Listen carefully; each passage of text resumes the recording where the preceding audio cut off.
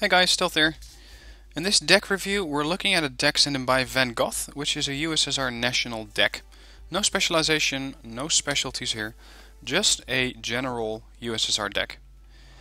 VanGoth sent this in and his request is to get a little bit more flesh and steel on the field without losing too much of the quality aspect of the deck.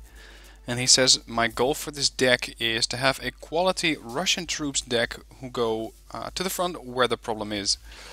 So we're going to build a troubleshooting deck. Pretty much a general deck which doesn't really seem to have a spec for 2v2 or 10v10. So I'm going to assume that this is a deck that needs to be able to tackle pretty much all situations. Now let's have a look. Starting off, I want to have one fob. A general deck which does not give me a lot of information about what kind of mission profile he has should usually have a fob. So we're going to go with a fob. Next up, Ural supply truck. There are not a lot of options here. You can use the MTP LBs if you want to. They are amphibious, whereas these Urals don't float exactly very well. Looking at the boxy structure of these things, that's the only advantage that this thing has. Otherwise, the off-road speed is better on the Ural. They carry more supplies, 600 points more than the MTP. So we're just going to stick to the Ural. And for logistics choppers, he has the MI6. For a general deck like this, I think that the MI6 is a good choice. The Mi-26 is the huge helicopter. I mean, this thing barely fits in the armory. This helicopter transports 6,000 points to the front line. You get only 2 of them, so losing one of them is a major blow, especially if it has a lot of supplies in it. So keep that in mind. It is not something you want to lose, and for this deck, I don't think it's suitable. The only times when I would use this deck is if you have, for example, a helicopter deck or maybe an armored deck where you can really secure a landing zone to make sure that your forces have control over the airspace and that there's no recon nearby to spot this thing, because this thing is an artillery magnet. Size very big. It has 10 strength, but it is gonna go down very quickly, and when it does you have a huge fireball in your hands. Command wise, he went with the BMD 1K. This is a decent command vehicle. It has some armor, it has a main gun, of course. If you watched my videos before, you know that I don't really like guns on a command vehicle. Don't think that you need it that much.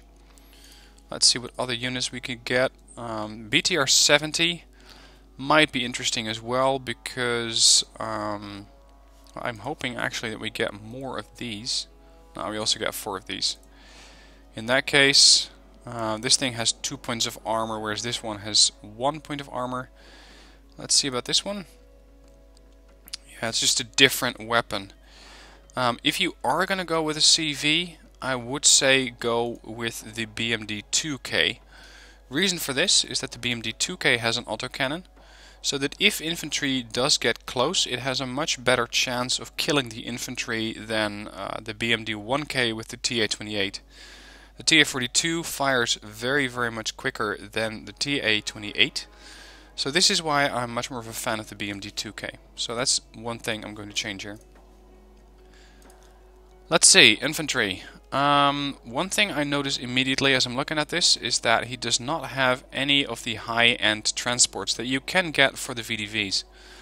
Doesn't make it a bad deck. But it is something that I'm going to change, because you can get some great transports for the VDV-90 that are not Scratchettes. Scratchettes are okay units. They have a ZSU-23-2, which is an AA gun. It can kill helicopters at a range of 2450, but I find it to be more of a suppression weapon for helicopters. It is not going to outright kill them, because the range is not that good. Its accuracy is pretty terrible. So this thing is going to need time to kill an enemy helicopter. And of course we got Iglas to do that job, so we don't really need these. Now what I want to have is one group of VDV to quickly take some land, and the other VDV to come in a transport which has a significant weapon system on it, like any of the BMD line. So what I'm going to do is delete these both for now. One group is going to come in flying, and you got the options of the Mi-8T, Mi-8TV or the Mi-8MTV. Still following? Mi-8T has 57mm rocket pods. very low HE power. It's a pretty okay helicopter for 25 points. It's reasonably fast, 250 kph, but those rocket pods are not going to do a lot of damage. The Mi-8 TV has the same amount of rocket pods, but I believe, yeah, the difference is that this thing also carries a machine gun, so it's slightly better capable of supporting the VDVs. And then you got the MTV, which fires a different caliber of weapon. It fires the S-13 rocket pods. You can see that it does get a very low amount of them, 64 versus only 20 of these on the MATV. But the chances of you hitting with these things and actually doing some damage are pretty much orders of magnitude better than what you can see on this one. Accuracy 15%, HE damage 1, HE damage 4, accuracy 30%. So I think that this one would be the best partner for the VDVs. Therefore, I'm going to take one group of 9 of these to make sure that I can grab some land early on. You can do this on several different maps, and it's always nice to have these guys airborne, because if you don't use them for land grabs, you can always get these guys in a helicopter and plug gaps in your lines as they occur. Now the other VDV group I would like to have in the BMD-3. This is a nice transport, actually the BMD-3 with VDV-90. I don't want the base VDV. The base VDV are not bad, but the VDV-90 have this Vampire. Excellent range, excellent accuracy, very high armor penetration.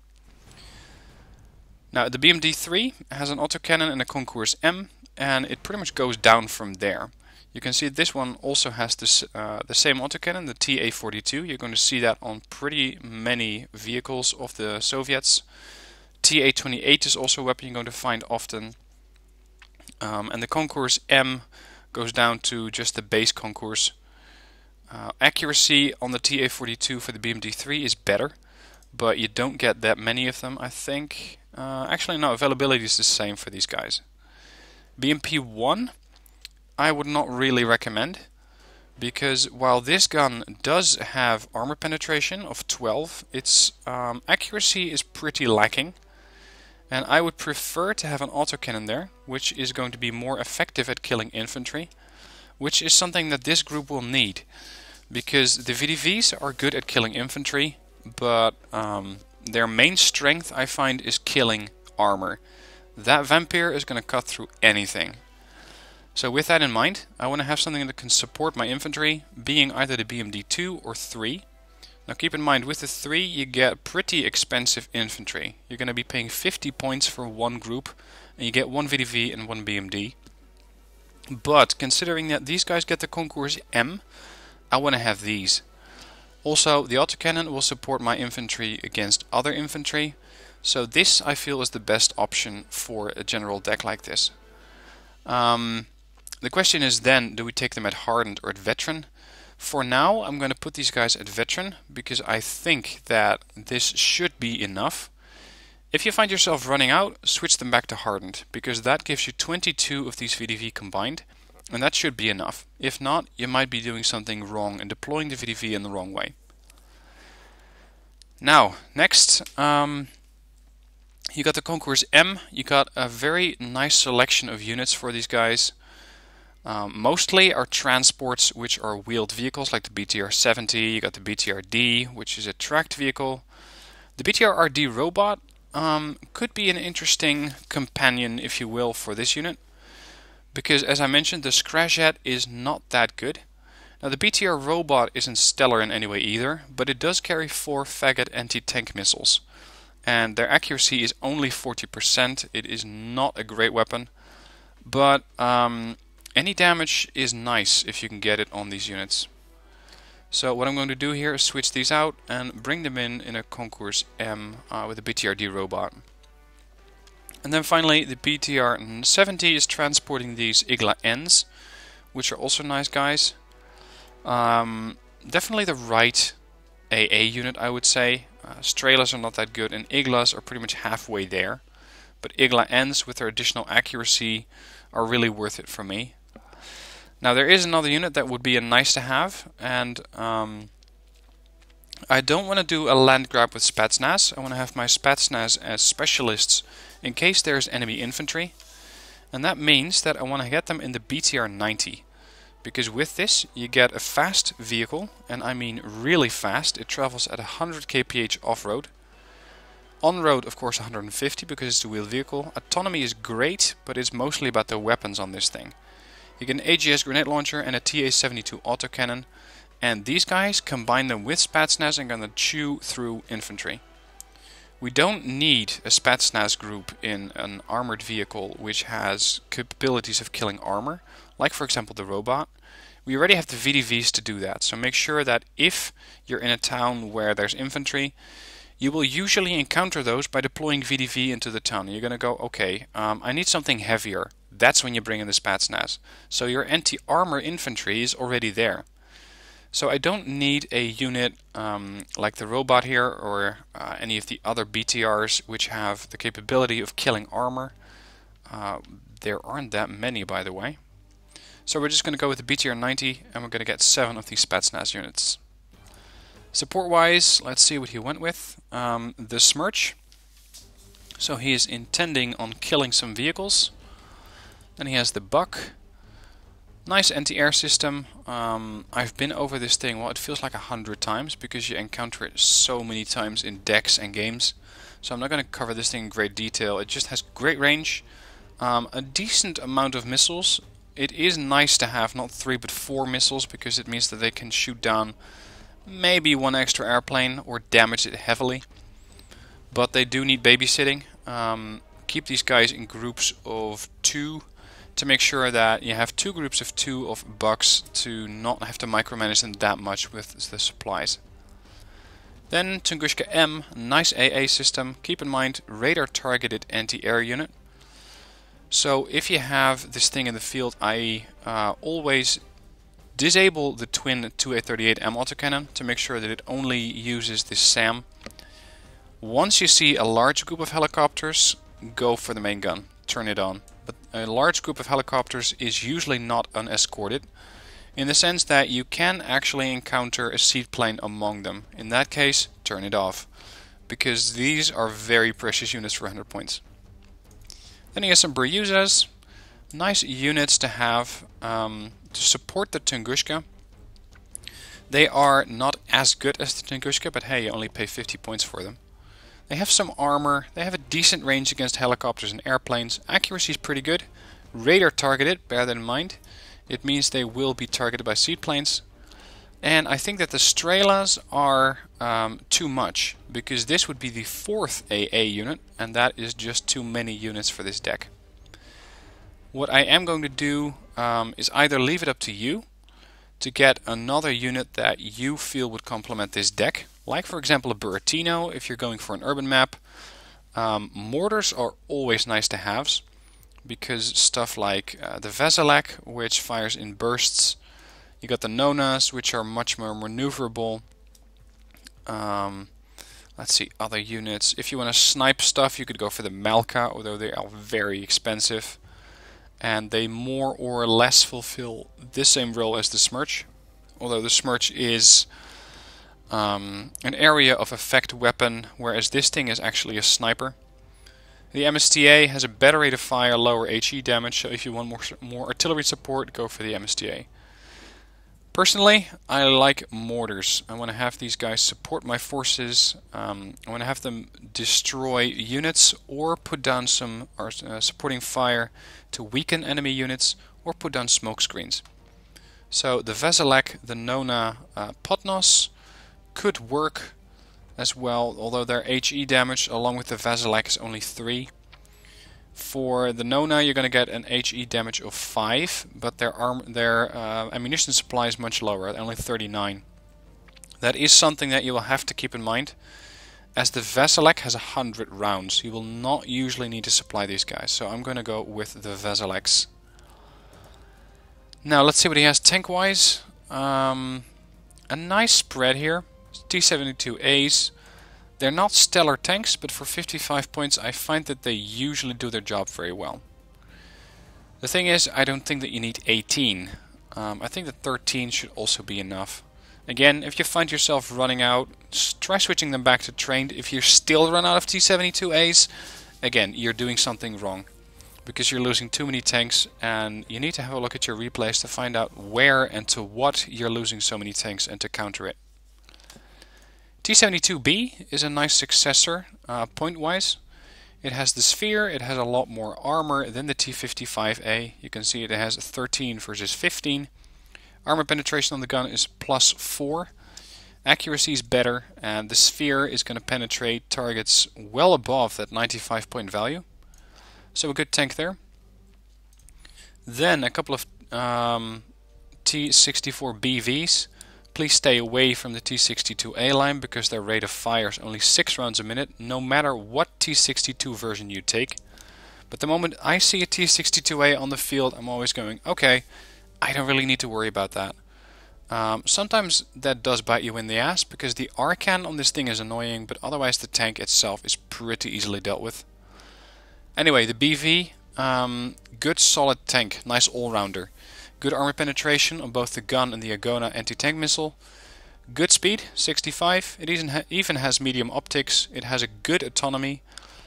This is something that Japanese units, for example, would be very, very jealous of. Most of those Japanese units run out of fuel after 450 kilometers, with some units even less. Anyway, the Agona, unfortunately, its stabilizer is not great. And the fact that it has 2600 meter range means that sometimes this tank will not fire the ATGM and will instead wait until it's in range of the main gun and start to fire that. So keep that in mind, or have this Agona manually fire at a target. T-72 OBR 1989. I always compare these things to the T-80U. They are very similar, but different in some respects. The T-80U is better on the move compared to the T-72B. The T-80U has a missile, sorry, the reflex missile that's longer ranged, 2800 meters versus 2625, and this is significant because it means that the T-80U might actually select that reflex missile as its first weapon. Then it's going to weaken the enemy armor a little bit, and then it's going to finish it off with the TA-46M. They carry the same gun, but a different firing computer, a different stabilization system, I'm not really sure. Whatever it is, it has better accuracy, 10% more stabilizer, and this missile can be fired on the move. Unlike some of the other comparisons between the 80 and the 72, you're not losing armor. You have the same armor here, 20 and 20. The side armor is 1 point less, back armor is 2 points less. Just make sure that this thing keeps its frontal armor towards the enemy at all times. And keep in mind that the T-80, I believe someone mentioned that it has a gas turbine, which is pretty damn thirsty. This T-80 has an autonomy of 450, and the gas turbine does make it go faster at 75, but it is going to come at the expense of autonomy. So every now and then have a look at the fuel supply of this thing and see if it can still continue. You don't want it sitting out in the open. It is going to be a prime ATGM target. So I think that with that in mind, the T-80U and taking 3 of those could be slightly better than the T-72B, but you get 4 of those. So it's really a question of availability and preference for the faster tank or the tank with more autonomy. In this case, I'm going to go for the T-80s because I do like that additional speed. It means they can get from cover to cover faster. So that's why I'm going to go with the T-80U. And then finally, he has one of the super heavies in here, the T-72BU. Again, the same main gun, the T-A46M.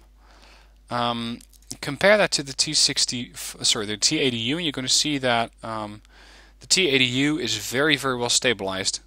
It has the same stabilizer at 50%, and again, comparing these two super heavies, the T-72BU and the T-80UM, the T-80UM is made to move.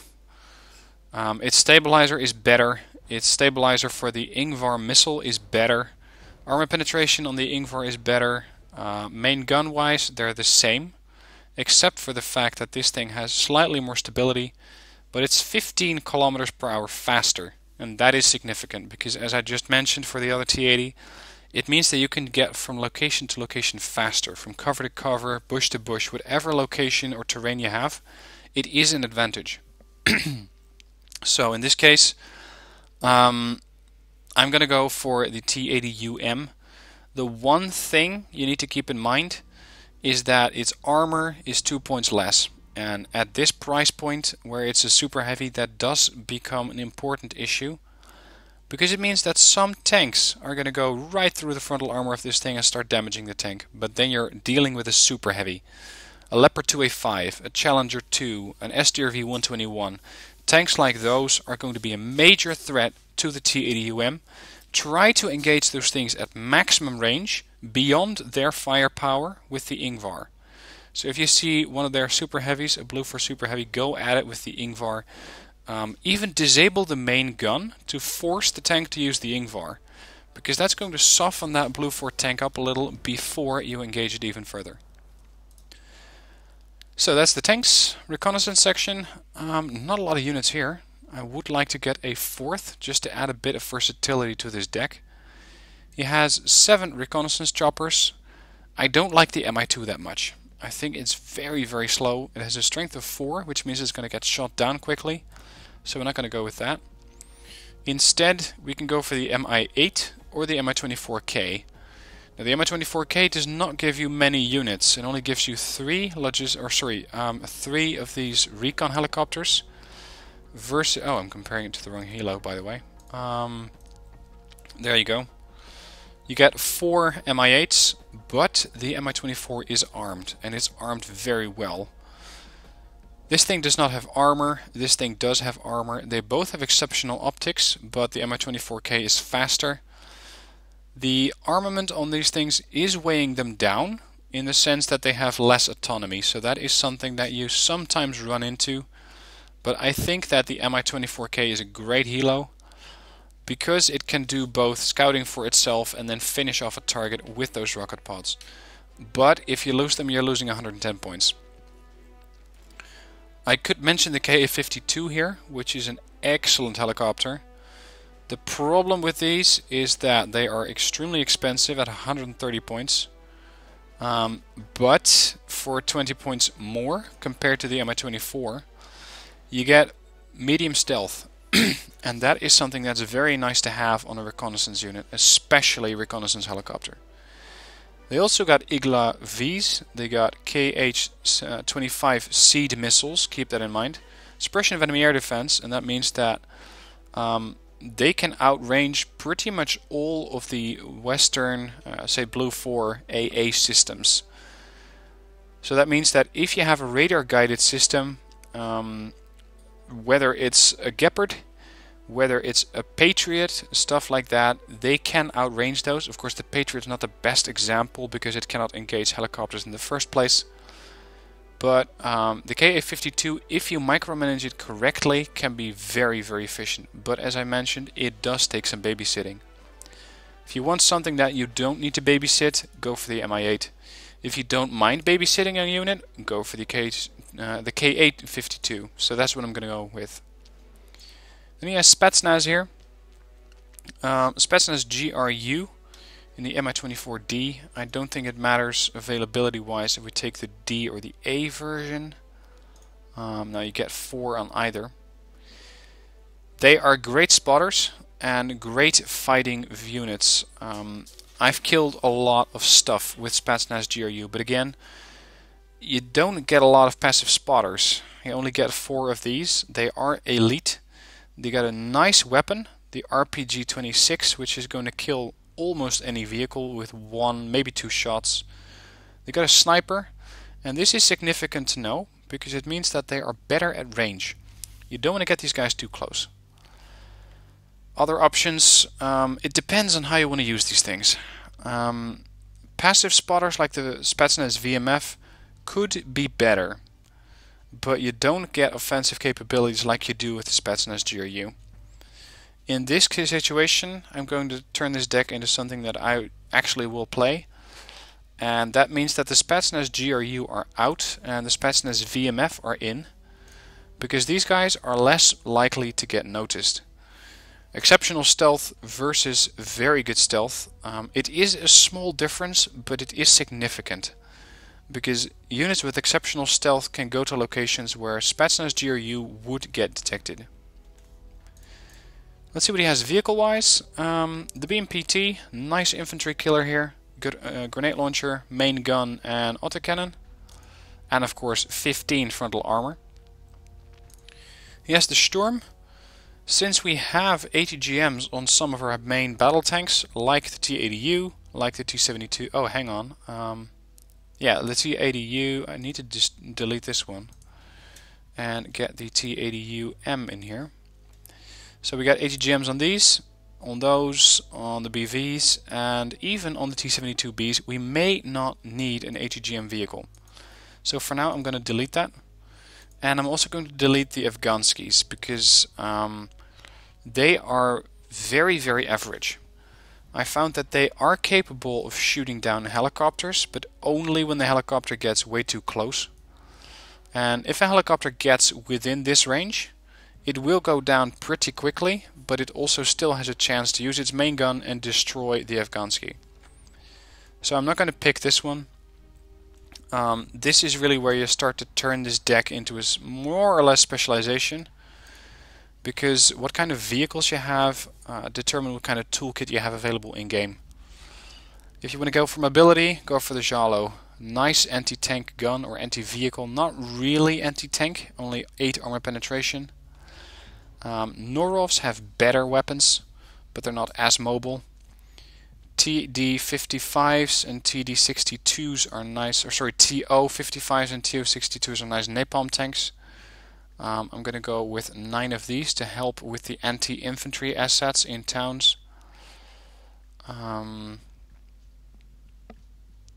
comparing these now. The TO55 gets an off-road speed of 50 versus 45 and bad optics versus poor.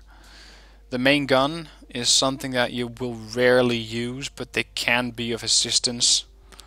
Yeah, the TO55 I feel is slightly better.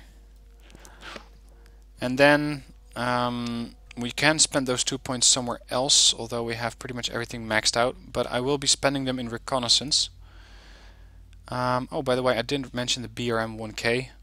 It's an exceptional spotting vehicle, exceptional optics. Has a main gun. Turn that thing off because you don't get that many of these units. They are pretty nice and mobile off-road, 60 kph, but all of our reconnaissance so far is pretty expensive. It would be nice to get some cheaper reconnaissance units, like the T-55, like the PT-76B. I wouldn't really recommend this thing because its off-road speed is terrible at 45. PT-85 is decent. 50 kph off-road, small target, medium stealth. Or we could go with one of these guys. These are dirt cheap. 15 points. You get 13 of them. Great off-road speed, medium stealth, good optics. BRDM-3s are a slightly bigger investment at 35. And I don't find them to be that much better. At least not for the spotting job. I will just park a BRDM-2 somewhere and have it tell me what it can see. The BRDM-3s are more made to push up with an offensive. These things are as fast as some of your main battle tanks. They have good optics. It would be nice if they had very good optics for 35 points. But to add a little bit of versatility here, let's see, this is another option for 25 points. These have very good optics, and I get 7. So I'm going to use these as my main spotters, since the armor on these things will not defend them just as much as no armor on these will. So I'm going to go with a couple of UAZs. If you don't like these, feel free to take them out and replace them with something else. Helicopter wise, Mi-24V AA missiles, Iglas, good choice. Mi-24 VPs. Tank killers, they are good at what they do. But I think that an Mi-28, which is a specialist, which this thing is even better at killing vehicles. Or get the Akula if you want to have a bit of both. This thing has AA missiles and anti-tank weapons. I'm not sure which of these missiles fly faster. That is something that I haven't tested yet, so that might be a good topic for a new video. But I want to get a couple of tank killers, and the advantage of the Mi-28 is that you get 3 versus 2 of the Akula. So I'm going to go with the Mi-28. Now let's see air-wise. 1 super air superiority fighter, Su-27 PU.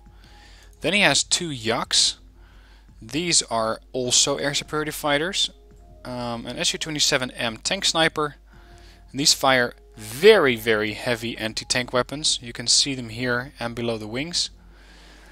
They have a very high armor penetration and a very good chance to hit. Combine that with long-range anti-air missiles and a great ECM. And you have a unit that's very likely to kill a tank and make it out alive. So definitely a nice unit to have, although they are very expensive. Try not to lose these. And then a seaplane.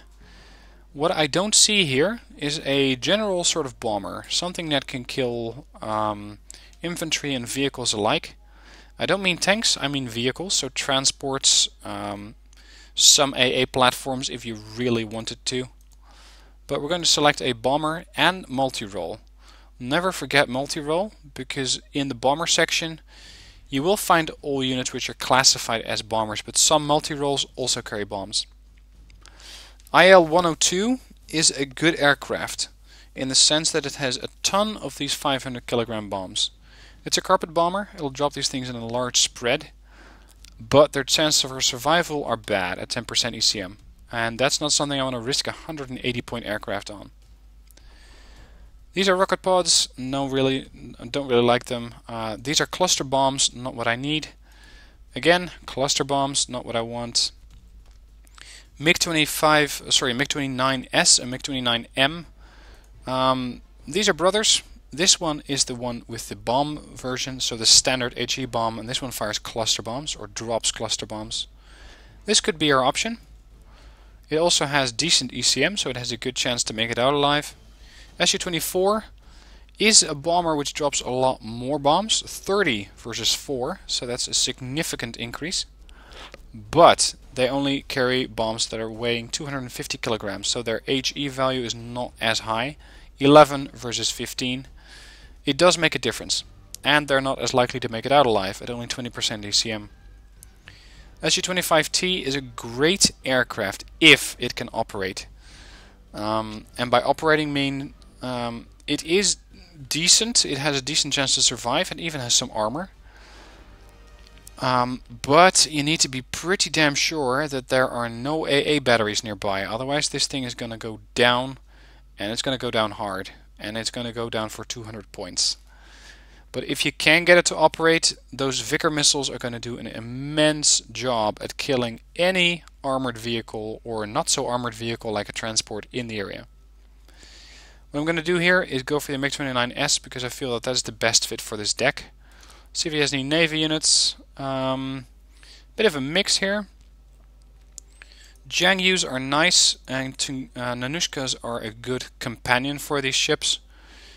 I do think that having 6 Jangyus would be better, because they are more capable of defending themselves. You see that these ships have very good sea whiz, and these guys only have medium sea whiz. So what I'm going to do here is get another group of 3 Jangyus in. And don't be mistaken about these ships. They can be very lethal to other ships using that main gun.